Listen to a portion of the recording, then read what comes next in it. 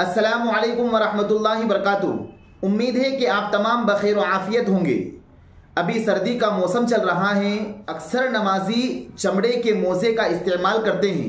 तो आज की इस वीडियो के जरिए से हम आपको ये बतलाने वाले हैं कि चमड़े के मोज़े पर मसा करने का मुकम्मल सुन्नत तरीका क्या है। क्या हम इस तरीके से मसा तो नहीं कर रहे हैं कि हमारा वुज़ू ही सही नहीं हो रहा हो। तो आज की इस वीडियो के जरिए से चमड़े के मोज़े पर मसा करने का मुकम्मल सुन्नत तरीका हम आपके सामने पेश करने वाले हैं। और दूसरा मसला ये बतलाने वाले हैं कि क्या औरतें भी चमड़े के मोज़े का इस्तेमाल कर सकती हैं। और इसी तरीके से तीसरा मसला आज की इस वीडियो के जरिए से हम आपको ये बतलाने वाले हैं, अगर हमें गुस्ल की हाजत पेश आ गई तो क्या गुस्ल के वक्त भी उन मोज़ों को पहने रखना है या गुस्ल के वक्त चमड़े के मोज़ों को निकालना है। तो देखिए, चमड़े के मोज़े पर मसा करने का सुन्नत तरीका ये है कि हम हाथ की जो उंगलियां हैं, हाथ की उंगलियों को पानी में भिगा लें, उन्हें तर कर लें और तर करने के बाद पाँव की जो उंगलियां हैं वहां पर रख लें।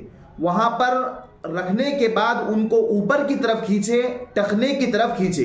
इस तरीके से अगर हमने एक मर्तबा कर लिया तो हमारा मसा हो गया। 3 मर्तबा करना जरूरी नहीं है। अब अगर किसी शख्स ने नीचे की तरफ मसा किया, यानी पाँव के तलवे की तरफ मसा किया या पाँव के दाएं या बाएं तरफ मसा किया, तो उसका मसा सही नहीं होगा। और जब मसा सही नहीं होगा तो वुज़ू सही नहीं होगा, और जब वुज़ू सही नहीं होगा तो नमाज भी सही नहीं होगी। तो जो मसा करना है वो पाँव के ऊपर करना है, ना कि पाँव के नीचे करना है। यानी तलवे की तरफ नहीं करना है बल्कि पाँव के ऊपरी हिस्से पर मसा करना है। अब अगर किसी ने उल्टा यानी टखने के ऊपर से उंगलियां खींचकर पाँव की उंगलियों तक पहुंचाया तब भी मसा दुरुस्त हो जाएगा। और जब हम मसा करेंगे तो उंगलियों के तीनों पोरवे का इस्तेमाल करेंगे, ना कि सिर्फ पहले जो पोरवे हैं उनका इस्तेमाल करेंगे, बल्कि पूरी उंगलियों का इस्तेमाल करेंगे। अब रहा मसला ये कि मसे की मुद्दत कितनी है। तो देखिए, एक मर्तबा हमने मुकम्मल सही वुज़ू करने के बाद चमड़े के मोज़े पहने, तो अब हमारा वक्त शुमार होगा जब हमारा वुज़ू टूट जाए। मसलन जब हमने मुकम्मल वुज़ू करने के बाद चमड़े के मोज़े पहने हैं ज़ोहर में, अब हमारा वुज़ू टूटा है, असर में हमारा वुज़ू टूटा है। अब असर में जब हमने वुज़ू किया है तो उसी वक्त से हमारा वक्त शुमार होगा। तो अब अगर कोई शख्स मुकीम आदमी है तो उसके लिए 24 घंटे तक वो मोज़े पर मसा करता रहे, वो मोज़े ना निकाले।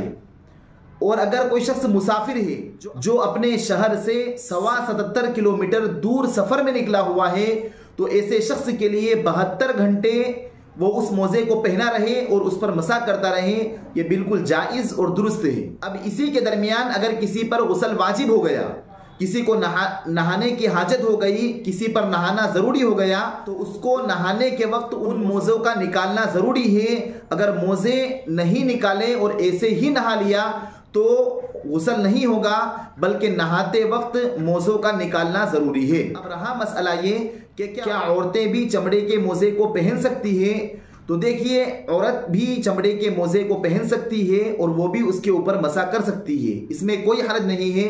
ये मसला मर्द और औरत दोनों के लिए बराबर है, बल्कि औरत के लिए ज़्यादा बेहतर है, इसलिए कि औरत घर में रहती है तो उसके लिए चमड़े के मोज़े का इस्तेमाल करना ये ज़्यादा बेहतर है। अब रहा ये मसला कि क्या चमड़े के मोज़े के अंदर हम ऊनी मोज़े पहन सकते हैं, कपड़े के मोज़े पहन सकते हैं। तो हम बिल्कुल पहन सकते हैं, इसमें कोई हर्ज नहीं है। अगर ऊनी मोज़े अंदर पहने हुए हैं और उसके ऊपर चमड़े के मोज़े पहने हुए हैं तब भी हम उसके ऊपर मसा करेंगे, उन दोनों मोज़ों को निकालना ज़रूरी नहीं है। अब आखिरी मसला ये रहा कि जब हमने चमड़े के मोज़े पहन रखे हैं तो क्या हम टॉयलेट में जा सकते हैं। तो देखिए, हम जा सकते हैं, लेकिन बेहतर यह है कि चप्पल पहनकर हम जाएं। अगर चप्पल नहीं आ रही है या चप्पल वहां पर मौजूद नहीं है तो जब हम टॉयलेट में चमड़े के मोज़े पहनकर जा रहे हैं तो बेहतर यह है कि बाहर आने के बाद उसके तलवों को धो लें। ये तमाम मसाइल जो हमने आपके सामने पेश किए हैं, बेहिश्ती जेवर से लेकर हमने आपके सामने पेश किए हैं। अगर आपको यह हमारी वीडियो अच्छी लगी हो तो आप हमारी इस क्लिप को अपने दोस्तों के पास शेयर करें, साथ साथ हमारे चैनल को सब्सक्राइब करें। जज़ाकुमुल्लाहु खैरन व अहसनल जज़ा। अस्सलामु अलैकुम व रहमतुल्लाहि व बरकातुहू।